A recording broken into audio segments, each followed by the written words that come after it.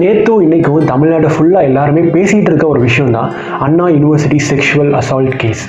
University கேம்பஸில் இல்லாத ஒருத்தர், படிக்காத ஒருத்தர், வெளிநபர் ஒருத்தர் கேம்பஸ்குள்ளே அத்துமீறி நுழைஞ்சு கேம்பஸில் படிக்கக்கூடிய ஒரு பெண்ணை வந்து பாலியல் வன்கொடுமை பண்ணியிருக்காங்க அப்படிங்கிற ஒரு அதிர்ச்சியான ஒரு சம்பவம் நம்ம தமிழ்நாட்டில் நடந்திருக்கு.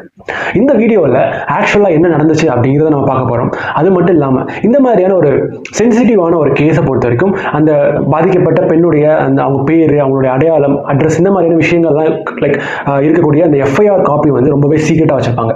ஆனால் இந்த கேஸை பொறுத்த வரைக்கும் இந்த எஃப்ஐஆர் லீக் ஆனது அப்படிங்கிறது இன்னொரு ஒரு அதிர்ச்சியான ஒரு விஷயம். ஸோ ஏன் அப்படி ஒரு விஷயம் நடந்துச்சு, அதுக்கு வந்து சென்னை கமிஷனர் அவங்க வந்து என்ன ஒரு எக்ஸ்ப்ளனேஷன் கொடுத்துருக்காங்க அப்படிங்கிறதே நம்ம இந்த வீடியோவில் பார்க்க போகிறோம். அது மட்டும் இல்லாமல் கடைசியாக எதிர்கட்சிகள் எல்லாமே ஒன்று சேர்ந்து இந்த விஷயத்தை வந்து அரசியலாக்கி ஆளுங்கட்சிக்கு எதிராக போராடிட்டு இருக்காங்க, போராட்டம் நிறைய பண்ணிட்டு இருக்காங்க. அவங்களோட டிமாண்ட்ஸ் என்ன, எதுக்காக அவங்க போராடுறாங்க அப்படிங்கிறத நம்ம இந்த வீடியோவில் பார்க்க போகிறோம். இந்த வீடியோவை ஸ்டார்ட் பண்ணுறதுக்கு முன்னாடி அந்த பாதிக்கப்பட்ட பெண் அவங்க யாருன்னு தெரியாது, அவங்க பேர் என்னன்னு தெரியாது. ஆனால் அவங்களுக்கு ஒரு பெரிய ஒரு சல்யூட், ஒரு ஹேட்ஸ் ஆஃப் சொல்லிக்கலாம். ஏன்னா இந்த மாதிரியான ஒரு விஷயத்தை வெளியே சொல்றதுக்கு ஒரு பெரிய தைரியம் வேணும், அதை அவங்க பண்ணியிருக்காங்க. இல்லைன்னா இது மாதிரி இன்னும் எத்தனை பெண்களுக்கு இந்த மாதிரி ஒரு கொடுமை வந்து தொடரும் அப்படின்னு நம்மளால சொல்ல முடியாது. ஆனால் அதுக்கு ஒரு முற்றுப்புள்ளி வைக்கும் விதமாக வந்து இந்த ஒரு விஷயத்தை வந்து அவங்க வெளிப்படையாக சொல்லியிருக்காங்க. அது மூலியமா இந்த பிரச்சனைக்கு இப்போதைக்கு ஒரு முற்றுப்புள்ளி வந்திருக்கு. இந்த மாதிரி சமூகத்தில் நடக்கக்கூடிய விஷயங்கள், நம்மளை சுற்றி நடக்கக்கூடிய விஷயங்களை தெரிஞ்சுக்கிறதுக்கு நம்மளுடைய சேனலை மறக்காம லைக் அண்ட் சப்ஸ்கிரைப் பண்ணிடுங்க. ஸோ இப்போ நம்ம வீடியோக்குள்ள போகலாம். கிண்டியில் இருக்கக்கூடிய யூனிவர்சிட்டி கேம்பஸ் கிட்டத்தட்ட வந்து ஒரு 180 ஏக்கர் நினைக்கிறேன். நிறைய பில்டிங்லாம் போக நிறைய இடத்துல வந்து ஒரு டென்ஸ் ஃபாரஸ்ட் மாதிரி தான் இருக்கும் அப்படின்னு சொல்லலாம். ஸோ அங்கே செகண்ட் இயர் படிக்கக்கூடிய ஒரு பெண், அதாவது டிசம்பர் 23 செகண்ட் இயர் படிக்கக்கூடிய ஒரு பெண், அப்புறம் வந்து 4th இயர் படிக்கக்கூடிய ஒரு பையன், ரெண்டு பேருமே லவ்வர்ஸ். அவங்க வந்து ரெண்டு பேருமே பேசிட்டு இருந்திருக்காங்க. நைட்டு ஒரு 7:45 to ஒரு 8 o'clock இருக்கும். இந்த மாதிரி ஒரு அடர்ந்த ஒரு காடு பகுதி மாதிரி இருக்கு. அவங்க உட்காந்து பேசிட்டு இருந்திருக்காங்க. அந்த வழியாக போன ஞானசேகரன் அப்படிங்கிற ஒரு ஆள், இவர் யார் என்ன அப்படிங்கிறத நான் அப்போ வீடியோவில் வந்து சொல்லிட்டே இருப்பேன். இப்போதைக்கு இவர் வந்து இவருக்கு வயசு வந்து ஒரு 39 இருக்கும். இந்த யூனிவர்சிட்டி கேம்பஸ்க்கு பக்கத்துல ரோட்ல தள்ளுக்கடையில பிரியாணி கடை வச்சிருக்காரு. இவர் தான் ஞானசேகரன் அப்படிங்கிற ஒருத்தர். இவர் வந்து அந்த வழியை கிராஸ் பண்ணி போயிருக்காரு. இவங்க ரெண்டு பேரும் தனிமையா இருக்கக்கூடிய அந்த ஒரு இடத்த, ஒரு விஷயத்தை வந்து அவர் பார்த்து மறைமுகமா அவருடைய போன்ல வந்து வீடியோ எடுத்து வச்சிருக்காரு. ஸோ கொஞ்ச நேரத்துக்கு அப்புறம் வந்து இவங்க ரெண்டு பேருமே அந்த இடத்துல வந்து ஒரு மடக்கி அரெஸ்ட் பண்ணி அவர் வந்து இந்த மாதிரி அவரோட ஃபோனை வந்து காமிக்கிற இந்த மாதிரி வீடியோ ரெக்கார்ட் பண்ணியிருக்கேன், இதை நான் இப்போ போய் வந்து கேம்பஸில், காலேஜில் பிரின்சிபல், உங்கள் ஸ்டாஃப்ஸ் எல்லாத்தையும் காமிச்சு உங்களுக்கு ரெண்டு பேருக்குமே டிசி வாங்கி கொடுக்காம நான் விட மாட்டேன் அப்படின்னு சொல்லி பிளாக்மெயில் பண்ணுறாரு, மிரட்டுறாரு.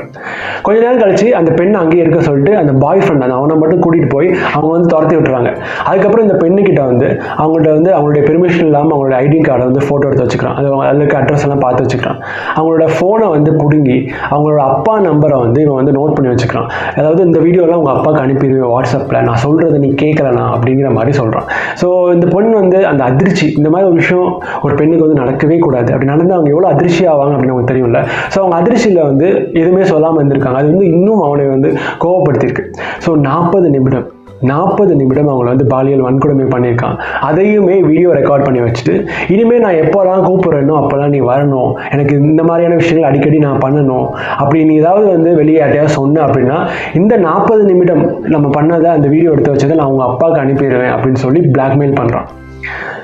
அந்த பெண்ணுடைய மனநிலையை யோசிச்சுப்பாங்க. நான் வந்து அவங்களுக்கு சிம்பதி காமிக்கன்னு சொல்ல அவங்க வந்து ஒரு தைரியமான ஒரு பெண்மணி. ஆனால் அந்த இடத்துல அவங்களுடைய மைண்ட் செட் எப்படி இருந்திருக்கும், அவங்களுடைய மனசு எப்படி இருந்திருக்குன்னு யோசிச்சு பாருங்க. அந்த அதிர்ச்சியோடு அந்த பெண்மணி வந்து காலேஜ் கேம்பஸ் போகிறாங்க. ஃப்ரெண்ட்ஸ் சில பேர்கிட்ட சொன்னதா, அவங்க வந்து இந்த விஷயத்தை ஷேர் பண்ணதா ஒரு தகவல் இருக்குது. அது எந்த அளவு உண்மை அப்படின்னு தெரியல. இந்த மாதிரி பெரிய பெரிய யூனிவர்சிட்டிஸ்லாம் வந்து யூனிவர்சிட்டி இன்டர்னல் கம்ப்ளைண்ட்ஸ் கமிட்டி அப்படின்னு சொல்லி ஒன்று இருக்கும். ஸோ அங்கே போய் இந்த மாதிரி எனக்கு ஒரு விஷயம் நடந்திருக்குன்னு சொல்லி அவங்க இன்ஃபார்ம் பண்ணுறாங்க. அது போக அந்த பெண், அந்த மாணவி வந்து தன்னுடைய பேரண்ட்ஸ்டையுமே இந்த மாதிரி ஒரு விஷயம் இருக்குது, நடந்திருக்கு எனக்கு அப்படின்னு சொல்லிடுறாங்க. இந்த இடத்துல நம்ம வந்து அவங்களுடைய பேரண்ட்ஸை ரொம்பவே பாராட்டணும் அப்படின்னு சொல்கிறேன். பொதுவாக இந்த மாதிரியான ஒரு விஷயம் ஒரு பெண்ணுக்கு நடந்து அதை வந்து அவங்க வீட்டில் சொல்லும்போது எந்த மாதிரியான ஒரு ரியாக்ஷன் வரும் அப்படின்னு நம்ம எல்லாருக்குமே தெரியும்.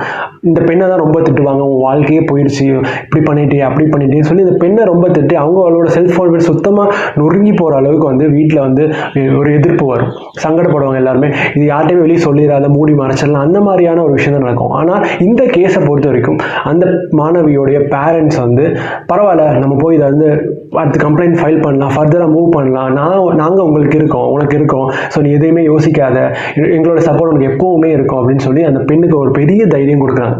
ஸோ இதனால தான் வந்து அந்த பெண் வந்து உடனே போலீஸ் ஸ்டேஷனில் போய் இந்த மாதிரி ஒரு கம்ப்ளைண்ட் வந்து ஃபைல் பண்ணுறாங்க. நம்மளோட தமிழ்நாடு காவல்துறையுமே நம்ம இந்த விஷயத்தில் லைக் ரொம்பவே பாராட்டி ஆகணும்னு சொல்லலாம். ஒரு சென்சிட்டிவான கேஸ் அப்படிங்கிறத புரிஞ்சுக்கிட்டு உடனே வந்து ஒரு 4 தனி படையை வந்து அமைச்சு அந்த அக்யூஸ்ட் வந்து தேட ஆரம்பிக்கிறாங்க. ஸோ ஃபர்ஸ்ட் அவங்க பண்ண விஷயம் என்ன அப்படின்னா வந்து அந்த பர்டிகுலர் டேயில் பர்டிகுலர் இடத்துல பர்டிகுலர் டைமில் நடந்த விஷயத்த அங்கே இருக்கக்கூடிய செல் டவர் மூலமா அங்கே யார் இருந்தா அப்படிங்கிற விஷயம் தான் பார்க்குறாங்க. அப்போ வந்து இந்த ஞானசேகரன் அப்படிங்கிற அவருடைய ஃபோன் நம்பர் வந்து கிடைக்குது. ஸோ உடனே ஞானசேகரன் அரெஸ்ட் பண்ணுறாங்க. ஸோ அவர்கிட்ட விசாரிக்கும் போது அவரோட ஸ்டேட்மெண்ட் என்ன அப்படின்னா வந்து நான் அந்த சைடு வந்து லைக் கிராஸ் பண்ணும்போது இயற்கை உபாதையம் கழிக்கிறதுக்காக நான் வந்து அந்த லைக் யூனிவர்சிட்டி கேம்பஸில் அங்கே இருக்கக்கூடிய ஒரு வால் வந்து உடஞ்சிருக்கும். ஸோ அதுக்குள்ளே போய் நான் யூரின் பாஸ் பண்ண போனேன் அப்படின்னு சொல்லியிருக்கு. இதுக்கும் எனக்கும் எந்த ஒரு சம்மந்தமுமே இல்லை அப்படின்னு சொல்லி கடைசி வரைக்குமே வந்து தன்னுடைய தப்பை வந்து ஒத்துக்கவே இல்லை. ஆனால் போலீஸ்க்கு வந்து இவர் மேலே ஒரு சந்தேகம் இருக்குது. சில லைக் ஃப்ராடு அந்த மாதிரி பண்ணுறவங்களாம் பார்த்தாலே போலீஸால் கண்டுபிடிக்க முடியும் அப்படின்னு சொல்லுவாங்க. அது மாதிரி இவரை பார்த்தா இவன் கொஞ்சம் ஒரு மாதிரி இருக்காங்க பண்ணக்கூடிய ஆள் அப்படிங்கிற மாதிரி போலீஸ்க்கு ஒரு டவுட் இருக்குது. இருந்தாலும் ப்ரூஃப் இல்லாமல் நம்ம வந்து எதுவுமே பண்ண முடியாது, அரெஸ்ட் பண்ண முடியாது அப்படிங்கிற ஒரு காரணத்துக்காக வாட்ஸ்அப் வீடியோ கால் மூலியமாக அந்த பெண்ணை வந்து தொடர்பு கொள்கிறாங்க. ஏன்னா அந்த பாதிக்கப்பட்ட பெண் வந்து அந்த டைமில் ஹாஸ்பிட்டலைஸ் ஆகிருக்காங்க. ஸோ வந்து எந்த மாதிரி அடையாளங்கள்லாம் கேட்குறாங்க, அவன் இந்த மாதிரி டிஷர்ட் போட்டிருந்தான் அந்த சம்பவம் நடந்த இடத்துல, அவன் பார்க்கறதுக்கு எப்படி இருந்தான், அந்த மாதிரி விஷயங்கள்லாம் சொல்லும்போது ஒரு ப்ளூ கலர் டிஷர்ட் போட்டிருந்தான் சார் அப்படின்னு சொல்லியிருக்காங்க. உடனே இந்த ஞானசேகரனுடைய வீட்டுக்குள்ள போய் சர்ச் பண்ணும்போது அந்த மாதிரி ஒரு ப்ளூ கலர் டிஷர்ட் வந்து கிடச்சிருக்கு. அது போக இவனுடைய பிக்சரை ஃபோட்டோ எடுத்து அந்த பெண்ணுக்கு அனுப்பி இவனா அப்படின்னு கன்ஃபார்ம் பண்ண சொல்கிறாங்க. ஆமாம் இவர் இந்த டிஷர்ட் தான் போட்டிருந்தான், இவன் தான் அக்யூஸ் அப்படின்னு சொல்லி அந்த பெண் வந்து கன்ஃபார்ம் பண்ணக்கு அப்புறம் தான் வந்து இவங்களை வந்து அரெஸ்ட் பண்ணவே செய்கிறாங்க இந்த ஞானசேகரனை. சுற்றி லைக் விசாரிச்சு பார்க்கும்போது 2012 இதே மாதிரி ஒரு கேஸில் வந்து அரெஸ்ட் ஆயிருக்கான் அப்படிங்கிற ஒரு விஷயமும் தெரிய வருது. ரொம்ப ஒரு ஷாக்கிங்கான ஒரு விஷயம். லைக் வந்து இது ஃபர்ஸ்ட் டைம் கிடையாது, இந்த மாதிரி நிறைய வாட்டி அவன் பண்ணியிருக்கான் அப்படிங்கிற ஒரு விஷயம் வந்து ஃபர்தர் இன்வெஸ்டிகேஷனில் தெரிய வருது. ஸோ எப்படி வந்து இந்த காலேஜ் கேம்பஸில் இந்த இடத்துல வந்து லவ்வர்ஸ்லாம் லைக் அந்த லவ்வர் ஸ்பாட்டு எப்படி இந்த மாதிரி இடத்துல வந்து ஒரு வால் உடஞ்சிருக்குன்னு உனக்கு எப்படி தெரியும்? எப்படி வந்து காலேஜில் எந்த இடத்துல இந்த வால் எப்படி உடஞ்சிருக்கு, எந்த இடத்துல இந்த லவ்வர் ஸ்பாட், இந்த மாதிரியான விஷயங்கள் உனக்கு எப்படி தெரியும் அப்படின்னு அவனை விசாரிக்கும் போது இன்னொரு விஷயம் வந்து சொல்ல வராங்க. லைக் ஞானசேகரனுக்கு 2 ஒய்ஃப் இருக்கிறதா சொல்லப்படுது. அதில் ஒருத்தவங்க வந்து இந்த யூனிவர்சிட்டியில் டெம்பரரி ஸ்டாஃப் ஒர்க் பண்ணுறாங்க, விடுறதுக்கும் பிக்கப் பண்ணுறதுக்கும் வருவாங்கல்ல. அந்த டைமில் அவங்கள விட்டுட்டு இந்த ரெஸ்ட்ரிக்டட் அதாவது ஸ்டூடெண்ட்ஸ் மட்டுமே போகக்கூடிய இடத்துல கூட இவங்க உள்ளே போய் எந்த மாதிரியான இடத்துல வந்து இந்த காலேஜில் படிக்கிற லவ்வர்ஸ்லாம் அசம்பிள் ஆவாங்க, இந்த மாதிரி இடத்துலலாம் அவங்க வந்து ஒன்று கூடுவாங்க, இந்த மாதிரியான விஷயங்கள்லாம் வந்து ரொம்ப வருஷங்களாக நோட் பண்ணிட்டு இருந்திருக்கான். அவனோட வேலையே இந்த மாதிரி தான் இருக்குது. தனிமையாக இருக்கக்கூடிய ஏதாவது கப்பிள்ஸ் பார்த்தோன்னா அதை வந்து வீடியோ எடுத்து வச்சுட்டு அவங்கள பிளாக்மெயில் பண்ணுறது, ஒன்று அவங்களுக்கு வந்து பாலியல் வன்கொடுமை கொடுக்கறதுக்கு வந்து ஃபோர்ஸ் பண்ணுறது, இல்லைனா ரூபா கேட்குறது, இந்த மாதிரியான விஷயங்களே வந்து பண்ணியிருக்கான். ஸோ 2013 இப்போ வரைக்கும் அதாவது ஒரு 10 வருஷம், இந்த 10 வருஷத்தில் அவன் மேலே ஏகப்பட்ட கேசஸ் இருக்குது அப்படிங்கிறது தெரிய வருது. 9 கேசஸ் வந்து பதிவு பண்ணியிருக்காங்க, 14 கேசஸ் வந்து நிலுவையில் இருக்குது. இந்த மாதிரி நிறைய விஷயங்கள் நடந்திருக்கு. வழிப்பறி இந்த மாதிரியான விஷயங்களுக்குமே அவன் மேலே வந்து கேஸ் இருக்குது அப்படிங்கிற விஷயம் அடுத்தடுத்து தெரிய வருது. எனக்கு ஒரு பெரிய ஒரு ஷாக்கிங்கான விஷயம்னா இவ்வளோ கேஸ் உள்ள ஒருத்தர் எப்படி இந்த சொசைட்டியில் ஃப்ரீயாக நடமாடிட்டு இருக்கார் அப்படிங்கிற ஒரு விஷயம் தான் ரொம்பவே ஷாக்கிங்காக இருக்குது. இன்னும் இது மாதிரி எத்தனை பேர் இருக்காங்க நம்ம வீட்டில் இருக்கக்கூடிய பெண்களுக்கு எந்த அளவு அவங்க வந்து ஒரு அச்சுறுத்தலான ஒரு விஷயமா இருக்குது சொசைட்டியில். இவ்வளோ பேர் டேஞ்சரஸான பீப்புள்ஸ்லாம் வந்து நான் ஃப்ரீயாக நடமாடிட்டு இருக்காங்க, அவன் என்னென்ன செய்யலாம் எதுனாலும் செய்யலாம் அப்படின்னு இருக்கும்போது நமக்கு வந்து ரொம்பவே ஷாக்கிங்காக இருக்குது அப்படின்னு தான் நம்ம சொல்ல முடியும். ஸோ நம்மளோட தமிழ்நாடு காவல்துறையோட ட்ரீட்மெண்ட் அவங்களோட இன்வெஸ்டிகேஷன் மூலியமாக கடைசியாக வந்து அவனே வந்து ஒத்துக்கிட்டான், நான் தான் இந்த தப்பு பண்ணேன் அப்படின்னு சொல்லி.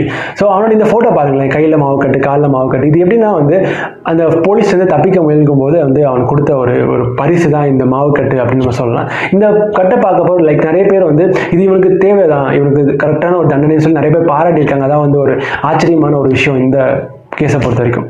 அடுத்த விஷயம் வந்து எஃப்ஐஆர் காப்பி லீக் ஆனது. இந்த மாதிரி ஒரு சென்சிட்டிவான ஒரு கேஸில் அந்த பாதிக்கப்பட்டவங்களுடைய ஒரு பேர் கூட நமக்கு வந்து வெளியே யாருக்குமே சொல்லக்கூடாது அப்படிங்கிறது தான் சட்டம்.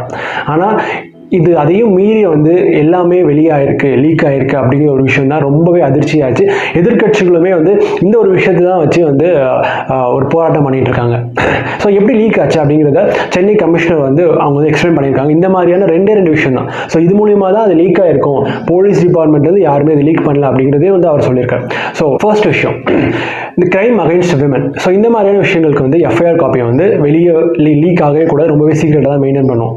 ஸோ சிசிடிஎன்எஸ் அப்படிங்கிற ஒரு விஷயம் இருக்குது, அதில் வந்து ஆட்டோமேட்டிக்காகவே வந்து இந்த மாதிரி எஃப்ஐஆர் காப்பிலாம் பிளாக் ஆயிரும். ஆனால் இந்த கேஸை பொறுத்த வரைக்கும் அதில் சில டெக்னிக்கல் கிளச்னால கொஞ்சம் டிலே ஆயிருக்கு அந்த லாக் ஆகிறதுல. அந்த டைமில் சில பேர் வந்து அதை வந்து டவுன்லோட் பண்ணி பார்த்துருக்காங்க. ஸோ அவங்க மூலியமாக வந்து இது லீக் ஆகிருக்கலாம். இது வந்து நம்பர் 1. நம்பர் 2 வந்து எந்த ஒரு எஃப்ஐஆர் காப்பி போட்டாலுமே வந்து கம்ப்ளைண்ட் கொடுத்து அதை விக்டிமுக்கு வந்து ஒரு காப்பி கொடுக்கறது வந்து சட்டம், லைக் அது வந்து மேண்டட்டரியான ஒரு விஷயம். அதுக்கு அவங்க மூலியமாகவும் இது வந்து லீக் ஆகிருக்கலாம். ஸோ இந்த ரெண்டு வகையாக தான் லீக் ஆகிருக்கலாம். அது போக இப்படி பார்க்குறது. ஸோ எஃப்ஐஆர் லீக் ஆகிறது வந்து ஒரு சட்டப்படி குற்றமான ஒரு விஷயம். ஸோ வந்து கேஸ் வந்து ரெஜிஸ்டர் பண்ணியிருக்காங்க, யார் இது வந்து லீக் பண்ணியிருக்கா அப்படின்னு சொல்லி கண்டுபிடிக்கிறதுக்கு. ஸோ அவங்க கண்டுபிடிச்சதுக்கப்புறம் வந்து அவங்களுக்கான ஒரு குற்றம் வந்து தண்டனை வந்து வழங்கப்படும் அப்படின்னு வந்து அஷூரன்ஸ் கொடுத்துருக்காங்க.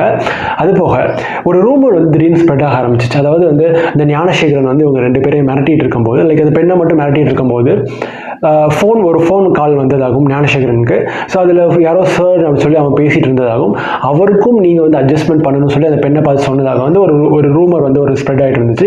அது வந்து முற்றிலும் தவறான ஒரு விஷயம் அப்படின்னு சொல்லி கமிஷன் வந்து சொல்லியிருக்காங்க. அதாவது அந்த டைமில் நாங்கள் செல் டவர் செக் பண்ணும்போது ஞானசேகரன் அவருடைய ஃபோன் வந்து ஃப்ளைட் மோடில் இருந்திருக்கு. ஸோ எந்த ஒரு ஃபோன் காலுமே வரல அப்படிங்கிற விஷயத்தையுமே அவர் வந்து தெளிவு பண்ணியிருக்காங்க.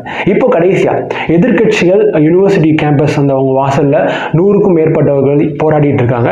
நிறைய பேர் வந்து அரெஸ்ட் பண்ணாங்க. ஸோ அவங்களுடைய போராட்டம் எதுக்காக வந்து அவங்க போராடிட்டு இருக்காங்க, எந்த ஒரு விஷயத்துக்காக அவங்க போராடிட்டு இருக்காங்க, அவங்களுடைய டிமாண்ட்ஸ் என்ன அப்படிங்கிறத நம்ம இப்போ பார்க்கலாம். இப்போ கடைசியாக இந்த விஷயம் எப்படி ஒரு அரசியல் ஆக்கப்பட்டது. ஸோ எதிர்கட்சிகள் தமிழ்நாட்டை சேர்ந்த பிரதான எதிர்கட்சிகள்லாம் வந்து யூனிவர்சிட்டி கேட் முன்னாடி வந்து போராட ஆரம்பித்தாங்க. அவங்க வந்து நிறைய பேர் அரெஸ்ட் பண்ணாங்க. நிறைய ஃபார்மர் மினிஸ்டர்ஸ் இருக்கட்டும், இன்னொரு கட்சியை சேர்ந்த தலைவர் இப்போ இருக்கிற ரூலிங் கவர்மெண்ட்டை வந்து நான் டிசால்வ் பண்ணாமல் நான் வந்து செப்பல் போட மாட்டேன்னு சொல்லி அவருடைய போராட்டத்தில் வந்து அவர் ஆரம்பிச்சிருக்காரு. ஃபார்மர் கவர்னர்லாம் வந்து இந்த போராட்டத்தில் வந்து கலந்துருக்காங்க அப்படின்னு சொல்லலாம். ஏன் வந்து அவங்களுடைய எதை வச்சு வந்து எதிர்கட்சிகள் இப்போ ரூலிங் கவர்மெண்ட்டை வந்து திட்டிகிட்டு இருக்காங்க அப்படின்னு பார்க்கும்போது, இந்த ஞானசேகரன் இருக்காரு, இவர் வந்து இப்போ ரூலிங் கவர்மெண்ட்டில் இருக்கக்கூடிய சில மினிஸ்டர்ஸ் கூட சேர்ந்து எடுத்த ஃபோட்டோஸ்லாம் வந்து சோஷியல் மீடியா ரொம்பவே வைரலாக வர ஆரம்பிச்சிச்சு. அது உண்மையான ஃபோட்டோ அப்படிங்கிறது கூட இன்னும் நமக்கு தெரியல. ஸோ வந்து நம்ம எதையுமே கரெக்டாக நடந்துச்சு அப்படின்னு சொல்ல முடியாது. ஸோ அதனால இப்போ இருக்கக்கூடிய பார்ட்டியில் அவர் வந்து ஒரு மெம்பர் அப்படின்னு சொல்லி நிறைய லிங்க் பண்ணி அவர் வந்து போராடிட்டு இருக்காங்க. ஆனால் அவர் வந்து இப்போ ரூலிங் கவர்மெண்ட் வந்து சொல்லிட்டாங்க, இவர் வந்து எங்கள் பார்ட்டி மெம்பரே கிடையாது.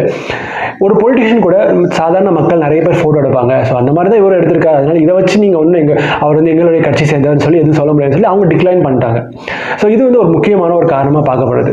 இன்னொரு விஷயம் என்னன்னா, ஸ்டூடெண்ட்ஸ் ஃபெடரேஷன் ஆஃப் இந்தியா அவங்களுமே வந்து இந்த காலேஜ் படி போராட ஆரம்பிச்சிருக்காங்க. ஒரு ஜஸ்டிஸ் வேணும், நீதி வேணும். அந்த இன்னொரு நபர் யார் அப்படின்னு சொல்லி இன்னும் கேட்டுட்டு இருக்காங்க. ஆனால் அது வந்து ஒரு ரூமரான ஒரு விஷயம். அவர் அந்த டைமில் யார்ட்டுமே ஃபோனில் பேசலை அப்படிங்கிறது கமிஷனரே வந்து க்ளீனாக எக்ஸ்பிளைன் பண்ணிட்டாங்க. ஸோ அந்த ஒரு விஷயம் வந்து கிடையாது.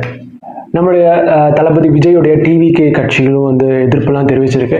நிறைய பேர் சொல்லக்கூடிய ஒரு விஷயம் வந்து இந்த எஃப்ஐஆர் லீக் ஆனதாக ரொம்பவே வந்து எல்லாருமே ஒரு கோவப்படுத்திருச்சு அப்படின்னு சொல்லலாம். இந்த மாதிரியான ஒரு சென்சிட்டிவான கேஸ்க்கு அது வந்து லீக் ஆகவே கூடாது. அதையும் லீக் ஆன விட்டதுனால இப்படி ஒரு அரசு நமக்கு தேவையா, அந்த மாதிரியான விஷயங்கள்லாம் வந்து நிறைய பேர் பேச ஆரம்பிச்சிருக்காங்க. எதிர்கட்சிகள்லாம் வந்து டிமாண்ட் பண்ண ஆரம்பிச்சிருக்காங்க, ஆட்சி கலைஞர் அந்த மாதிரிலாம் சொல்லியிருக்காங்க. இன்னும் இன்வெஸ்டிகேஷன் போயிட்டு தான் இருக்குது. ஸோ ஃபர்தர் இன்வெஸ்டிகேஷனில் வேறு ஏதாவது விஷயங்கள் நமக்கு தெரிஞ்சிச்சுன்னா அதை பற்றி நம்ம அடுத்த வீடியோவில் பேசலாம்.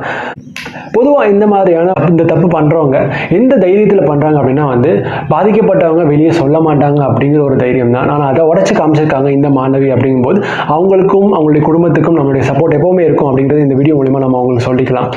So thank you so much for வாட்சிங் திஸ் வீடியோ. டாடா.